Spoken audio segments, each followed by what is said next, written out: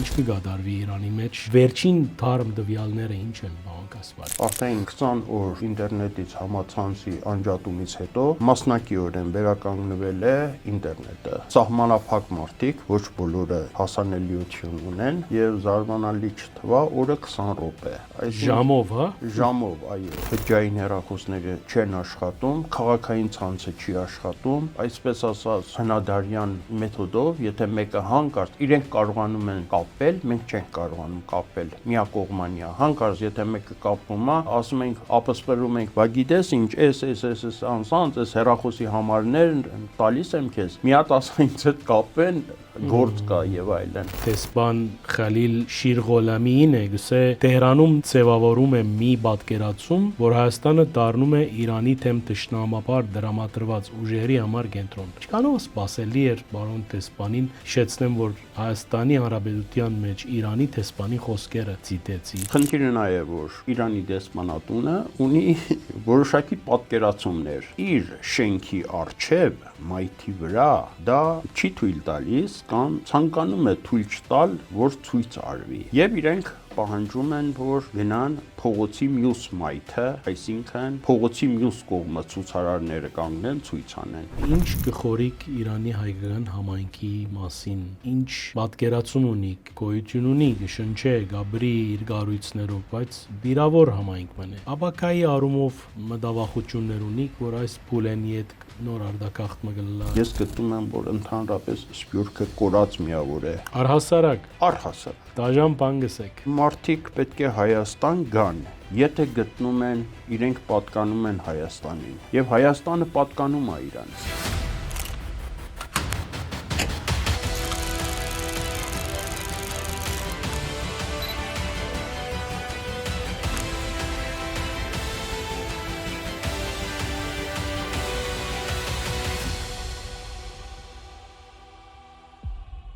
Բարև ձեզ Արևելքի հարթակով, ես Սակո Արյանն եմ, կշարունակենք անգերց զրույց հաղորդումներում մեր շարքը, այսօր հյուրս մարդկային իրավանց պաշտպան Վարդգես Կասպարին է։ Բարի եկած, պարոն Կասպարի, ուրախ եմ այս առիթին համար։ Գիտեք, գլխավոր թեման այսօր մեզի համար նաև Իրանի թեման է։ Ինչ կգադարվի Իրանի մեջ հագիրճ, վերջին թարմ տվյալները ինչ են, պարոն Կասպարի։ Ուրեմն վերջին թարմ տվյալները նա է, որ արդեն 20 օր ինտերնետից համացանցի անջատումից հետո մասնակիորեն վերականգնվել է ինտերնետը, վերջին նորությունը կարելի է ասել դա է։ Ընդ որում, ուրեմն երևի թե մեր դարում դա բան կոպիտ է հնչում, բայց այնուամենայնիվ այդ սահմանափակ իմաստը նաև որ սահմանափակ մարդիկ, ոչ բոլորը հասանելիություն ունեն, նրանք ովքեր ունեն վաճառականներ եւ այլն, դրանք հասանելիություն ունեն եւ զարմանալի չթվա օրը 20 րոպե։ Ժամով, հա։ Ժամով, այո։ Ընդ որում process-ներ են անցում, որ բանա հասանելիություն ունենան եւ այլն։ Կապնվում եք ձեր բարեկամների, ընկերների, հարազատների հետ։ Անկեղծ ասած, շատ կարճ հաշվի առնելով վիճակը եւ այլն,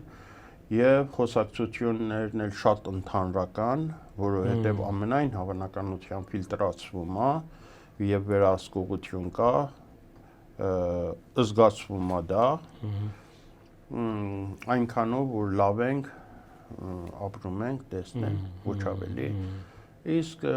նաև ես ունեմ գործարար կապեր Իրանի հետ, նրանց հետ չափազանց մեծ դժվարություններով այս 20 օրը պատկերացնում եք ուրեմն համացանց չի աշխատում, բջջային հեռախոսները չեն աշխատում, քաղաքային ցանցը չի աշխատում, այսպես ասած հնադարյան մեթոդով, եթե մեկը հանկարծ իրենք կարողանում են կապել, մենք չենք կարողանում կապել, միակողմանիա, հանկարծ եթե մեկը կապվում է,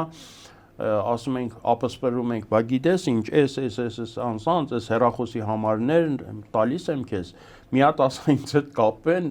գործ կա եւ այլն։ Այդ կարգի։ այդ կարգի։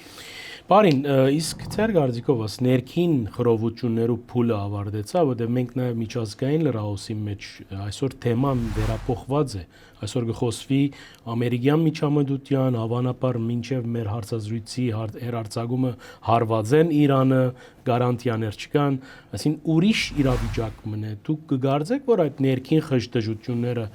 ավարտեցան, բարոն Կասպարի։ Ներեցեք խժդժությունը այսպես ասած, ճակերտուր բանանենք։ Ես ասեմ, ինչ է իրավիճակը հիմա, ուրեմն ակտիվությունը կտրուկ նվազել է, երևութապես ես շատ բոլոր արտահայտություններ կանեմ վերապահումով, որովհետև ասում եմ ինֆորմացիայի սղություն կա, ահաբեկվածություն հավանաբար կա,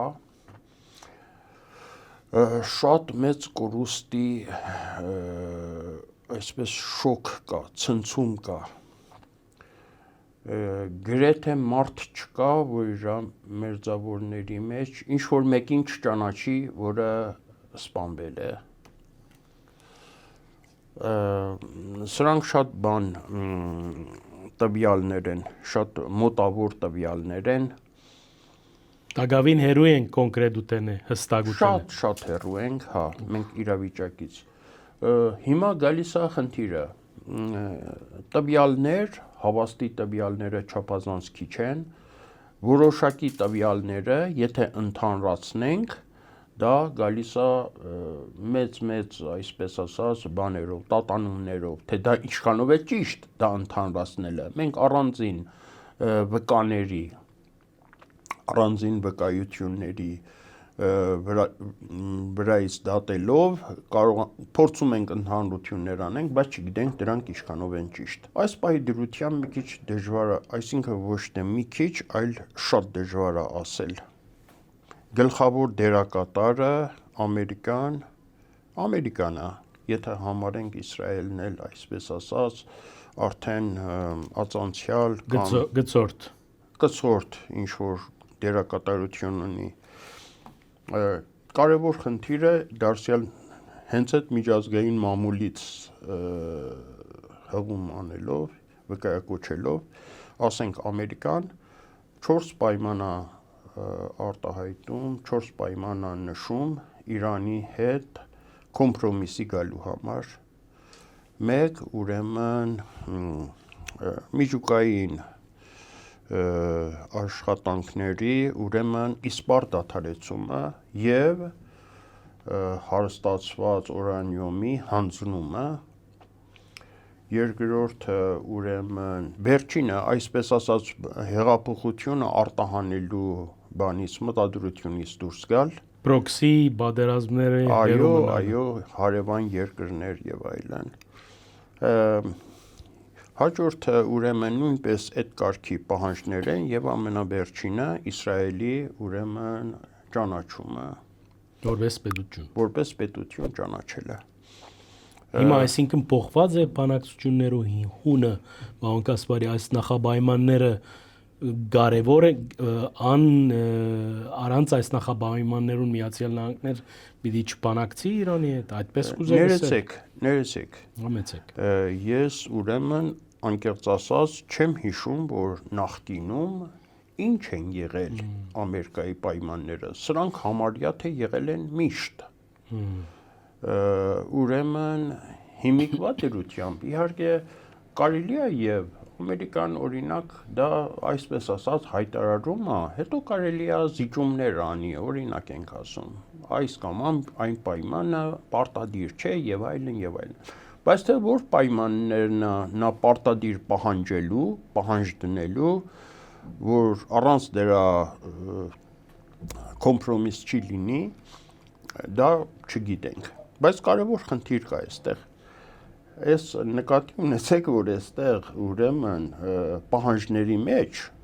առաջնային պահանջների մեջ բնավ չկա ժողովրդավարություն, բանի, այսպես արդար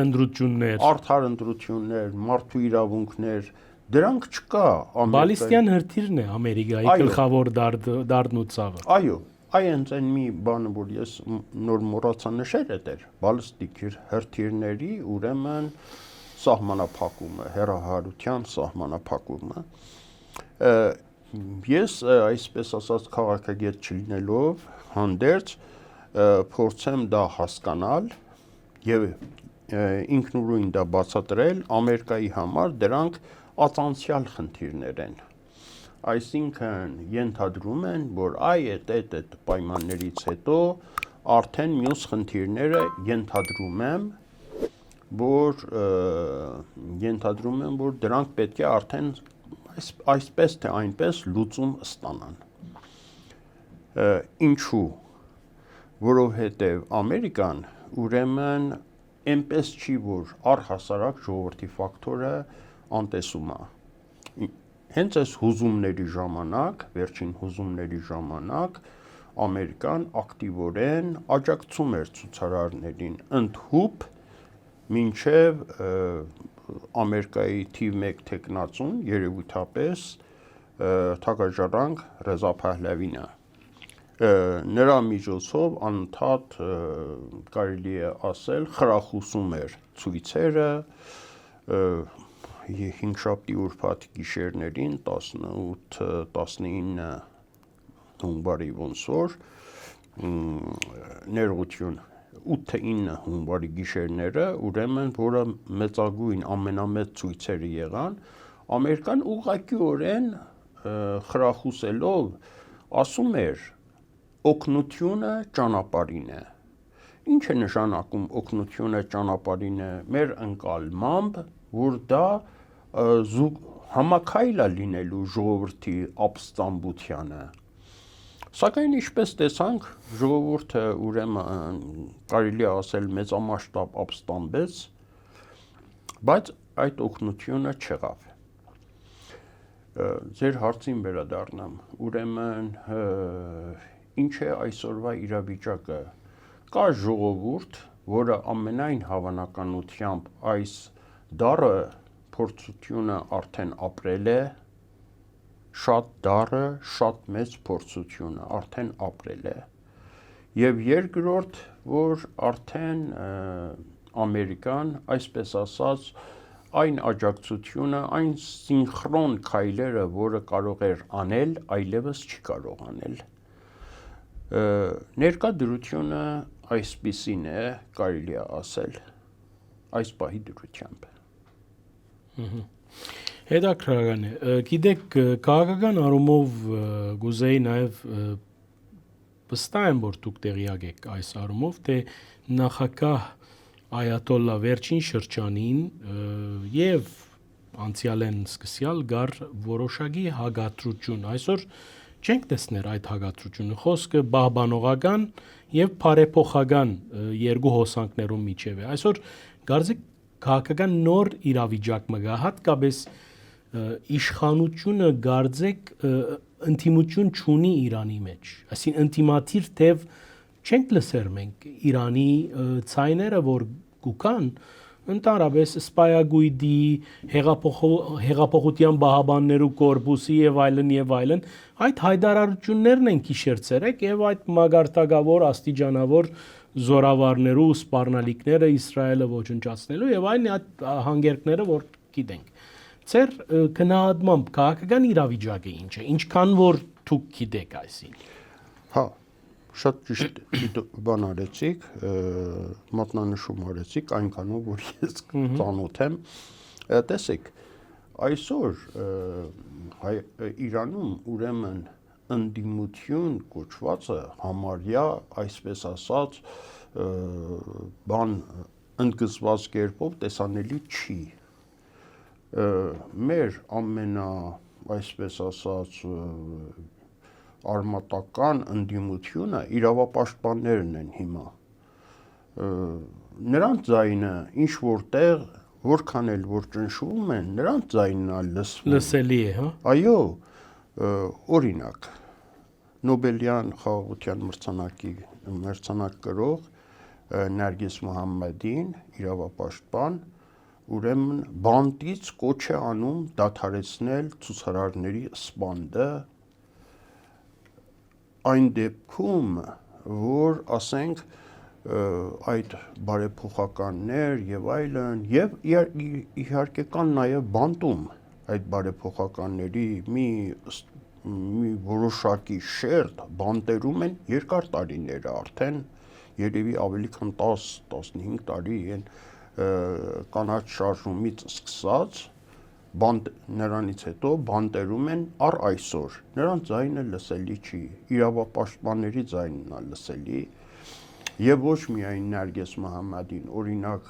Նասրին Սոթուդեն կա այնտեղ ուրիշ իրավապաշտպաններ կան միջազգային մասշտաբի ճանաչված դերակատար հիմա երկրորդ փուլում որ գալիս ենք դարձյալ իրավապաշտպան քաղաքացիական հասարակության ներկայացուցիչներն են հասարակ փաստաբաններ ովքեր պաշտպանում են ցուցարարների իրավունքները նրանք են արդեն հալածանքի ենթարկվում եւ նրանց ձայնն է լսվում որպես ուրեմն այսպես ասած բողոք քաղաքական ուժերի ձայնը չի լսվում կամ կարելի է ասել համենայն դեպս ես չեմ նկատել այդպիսի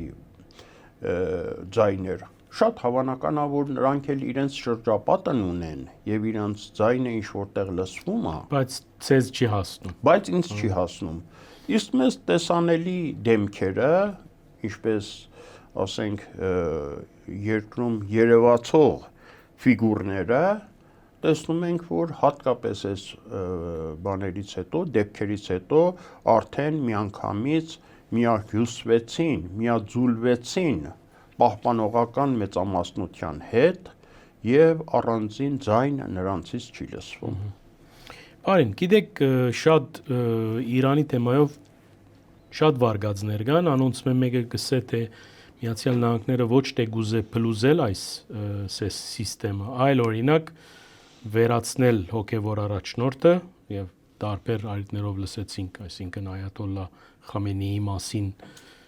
խոսք կար, որ ինքը պետք է խաղեն դուրս գա, ինչպես տեղի ունեցավ, ասենք Լիբանանի բարակային սպանվեց Հեզբոլլահի անզուգական առաջնորդը, անզուգական բառը դեղին է այստեղ արդյոք այդ կերպ այդ սցենարը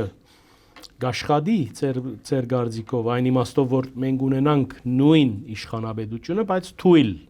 որբեսի բանակցություններուն Միացյալ Նահանգներու կոալիցիոն դա թե ինչ սցենարներ կան այս բոլորը շրջանցելու որովհետև ոչ ժողովուրդը գրնա սпасել այս վիճակով ոչ միջազգային հանրությունը 1001 գործ ունի այսինքն Իրանի թղթածրարը այսօր ամենեն թեժն է եւ արևմուտքը եւ Միացյալ Նահանգները բնականաբար պիտի ուզեն ինչ որ հանգուցալուծում ճագերդի մեջ դուք ինչ կնախադեսեք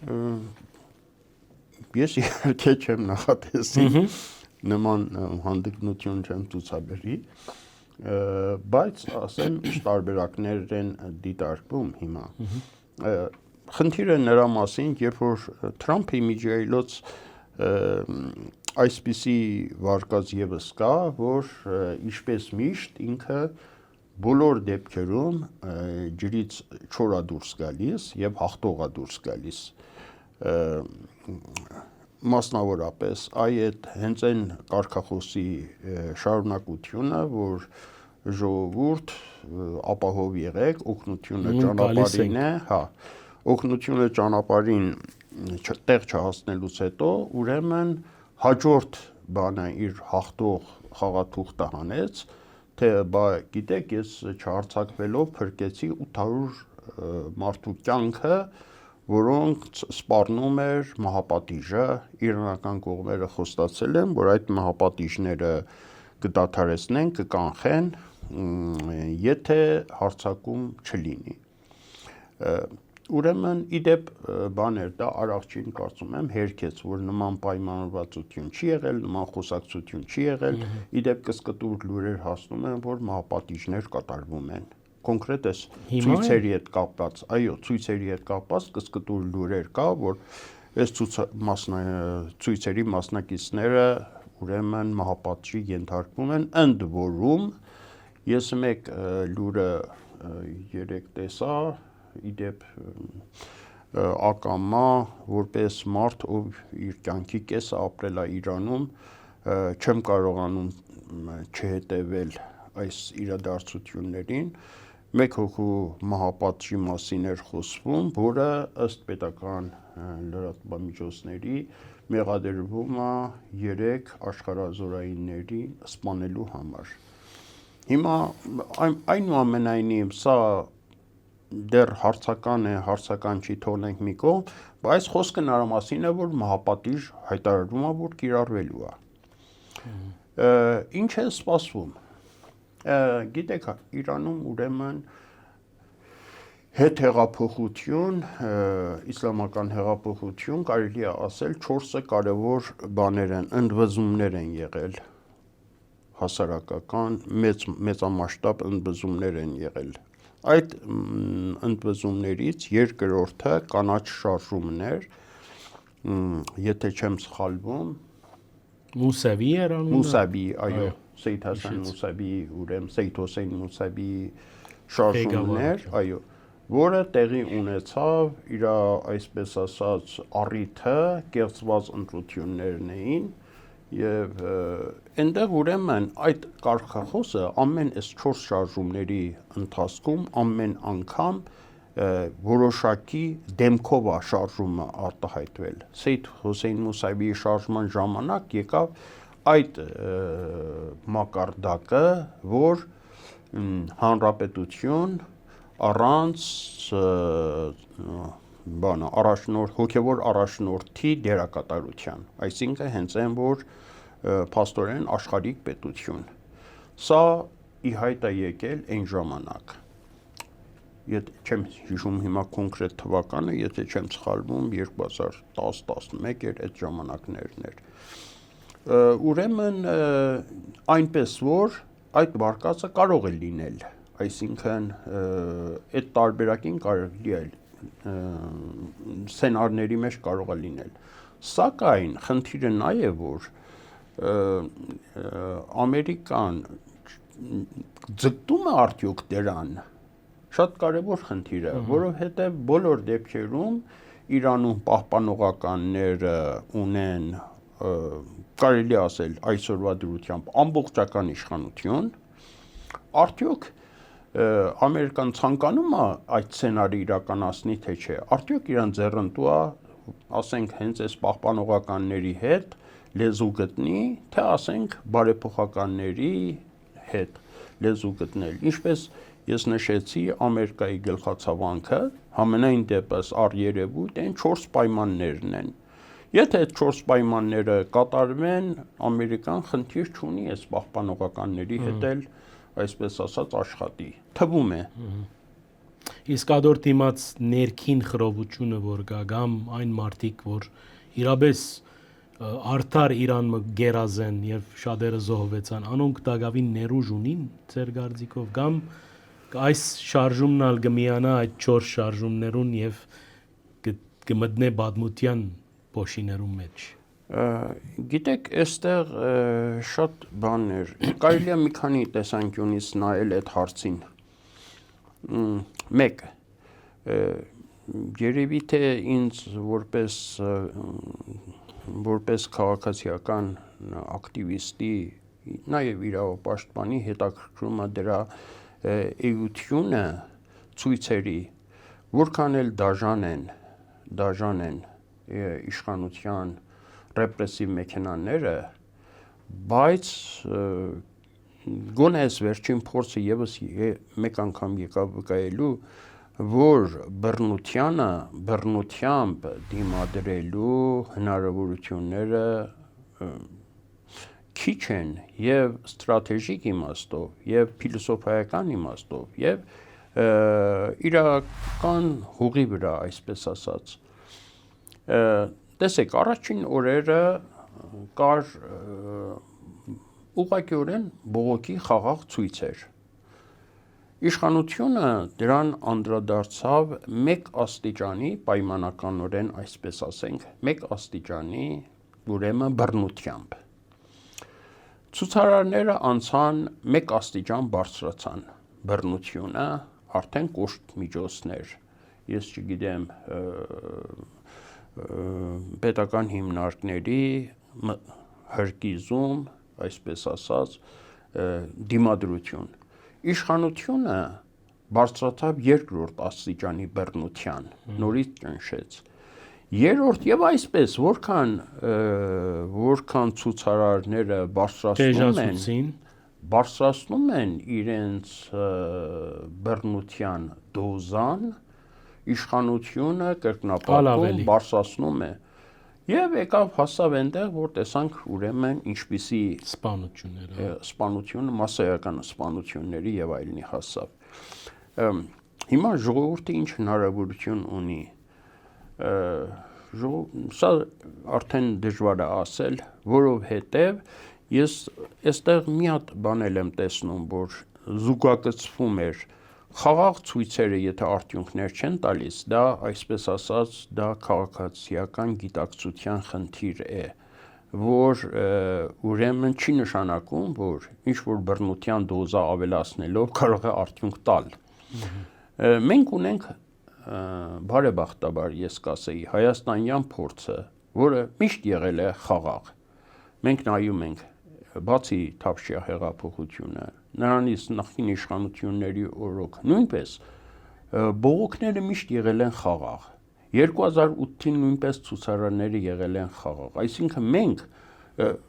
դեռ նույնիսկ 88 թվին է եղել խաղաղ։ Այսինքն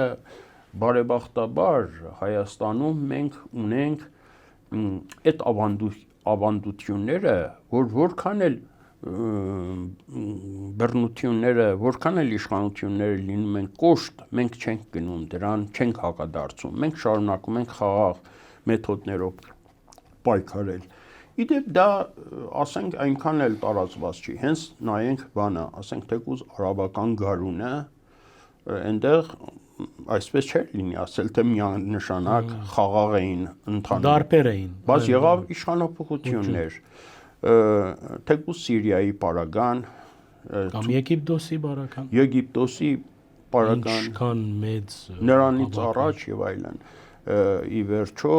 այսպես ասած, վերջինը Սիրիան ցույցերով իշխանապողություն տեղի չունեցավ, զինված ընդհարումներով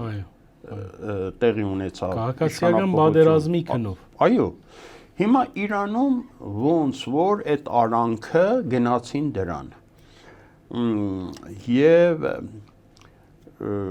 ես կարծում եմ, որ ոչ միայն ես,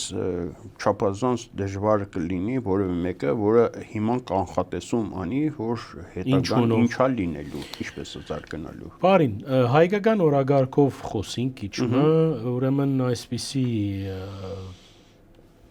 ուրեմն խոսքը տեսբան Խալիլ Շիրղոլամիին է, գսե Տեհրանում ձևավորում է մի պատկերացում, որ Հայաստանը դառնում է Իրանի թեմ թշնամապար դրամատրված ուժերի համար կենտրոն։ Ինչքանով սպասելի էր բարոն Տեսպանին, հիշեցնեմ, որ Հայաստանի Հանրապետության մեջ Իրանի Տեսպանի խոսքերը ցիտեցի մեջբերում։ Ինչքանով սպասելի էր եւ ցեզի համար դուք ինչպես կմեկնաբանեք այս դիպի հայտարարությունը։ Նաև հիշեցնեմ, որ Իրանի տեսփանատան արչև ցույցեր տեղի ունեցան, հիմա չեմ գիտեր կշարունակվին, չեն շարունակվիր, բայց տեսփանը շատ խրոված էր եւ ինձ համար օրինակ անսպասելի էր, որ բարեկամ Հայաստանի, բարեկամ Իրանի տեսփանը, Հայաստան-Իրան հարաբերությունների մեջ նման փոցավար հայտարարություն կդարե։ Ուրեմն տեսեք, ամբողջ աշխարհում հակաիշխանական ցույցեր տեղի են ունենում Իրանի իշխանության դեմ։ Ընդ որում հաճախ ավելի կոշտ։ Իրանը, այսպես ասած, ես ենթադրում եմ, որ նման քաղաքականություն փորձում է իրականացնել, թե ինչքանով է հնարավոր դառնում ամբողջ աշխարհում, բոլոր երկրներում շատ հավանական է, որ իհարկե, ասենք, այն եվրոպական երկրներում այսպես դա կարելի է ասել, թե ոչ ոք դրան լսող չկա։ Իրանը ուղղակիորեն նկատում է, որ Հայաստանի յուրահատուկ պայմանները եւ ուժերի հարաբերակցությունը այդ հանգամանքներից ելնելով փորձում է Հայաստանից ստանալ հնարավորին չափ ամենաշատը, այսինքն զրոյական բողոքի ցույց Իրանի դեսպանատան առջև։ Ինչու՞, որովհետև Իրանը, այսպես ասած, մեր 4 հարևան երկրներից մեկն է, այդ երկու բաց սահմաններից մեկն է եւ այլ հանգամանքներ։ Հիմա դա հարցի մի կողմն է, հարցի մյուս կողմը Իրանի Հայաստանի ուրեմն արձագանքը դրան լրիվ տրամաբանական եւ համաչափ եւ իրավացի էր։ Ամենաբարձր մակարդակով վարչապետը արտահայտեց ռեալ հողի վրա։ Լրատվամիջոցներից ուրեմն մեկը լուր էր հրապարակել այն մասին, որ իրանցիների ցույցը դեսպանատան առջև խոչընդոտվում է։ Այսպես, ես եթե ճիշտ եմ բանանում, այսինքն ճշգրիտ եմ նկարագրում, ես ներկայ եմ եղել, եթե կիրակի օրը, ամեն օր ժամը երեկոյան 6-ից 7-ը իրանք ցույց են անում։ Ես ներկա եմ եղել եւ ոչ միայն չեմ տեսել որևէ կերպ ոստիկանությունը իրավապահները խոչընդոտեն, այլ նաեւ խոսել եմ իրենց հետ, իրենք կարող եմ ասեմ, որ բավարարված են, գոհ են ոստիկանության կեցվածքից, առ այն, որ պաշտպանում է իրենց խաղաղ ցույց անելու իրավունքները։ Մի քայլ ավելի խորանանք։ Խնդիրը նա է, որ ուրեմն դեսպանատունը, այսպես ասած, Իրանի դեսպանատունը ունի որոշակի պատկերացումներ, որ մինչև հիմա էլ այդպես է եղել։ Իր շենքի առջև մայթի վրա դա չի թույլ տալիս կամ ցանկանում է թույլ չտալ, որ ցույց արվի։ Սա երկար տարիների ընթացքում ես էլ եմ նկատել, հաշվի առնելով Իրանում տեղի ունեցած հուզումների հայաստանյան արձագանքների հետ։ Եվ իրենք պահանջում են, որ գնան փողոցի մյուս մայթը, այսինքն փողոցի մյուս կողմը ցուցարարները կանգնեն ցույց անեն։ Վերջերս ուրեմն, այսինքն հենց այս օրերին ոստիկանությունը պահանջել են, որ նույնիսկ այդ փողոցի մայթից ավելի հեռանան, մտնեն արդեն այգու տարածք, դեսպանատան դիմաց այգի կա, ասենք մի 20 մետր կամ 30 մետր, չգիտեմ, ավելի հեռու, եւ այդտեղից ցույցեր անեն։ Ես նույնպես դա օրինաչափ, իրավաչափ եւ տրամաբանական եմ համարում, հաշվի առնելով հարցի նրբությունը, այստեղ ոչ մի խոսք չկա տուրք տալու մասին, գոնե ինձ համար որպես երդվյալ իրավապաշտպան, խնդիրը նրա մասին է, որ այդտեղ ինչ ռեալ պատճառներ կան դրա համար։ 1. Իրանում ռեպրեսիաները չափազանց դաժան են, անմարդկային, եւ այս մարդիկ, որ ապրում են դրսում, մասնավորապես Հայաստանում, հոգեբանորեն ապրում են այդ ամեն ինչը, եւ զգում են, որ իրանք ընդեղ են եւ ջնշվում։ Այո, եւ ուզում են շատ տրամաբանական է, որ ուզում են համապատասխան արձագանք իրականացնեն։ Եվ նաեւ հարազատներ ունեն։ Հարազատներ ունեն եւ այլն։ Հարցի մյուս կողմը, մենք Հայաստանում հավատարիմ ենք միջազգային օրենքներին, ՄԱԿ-ի ՀՀԿ-ի, ես չգիտեմ, բոլոր իրավունքի կանոններին, որ ցույցը պետք է լինի խաղաղ, իրեն բնորոշ հատկանիշներով։ Սա մեր իրանցի հայաստանաբնակ իրանցիների համար մի քիչ մեծ, այսինքն մի քիչ չէ,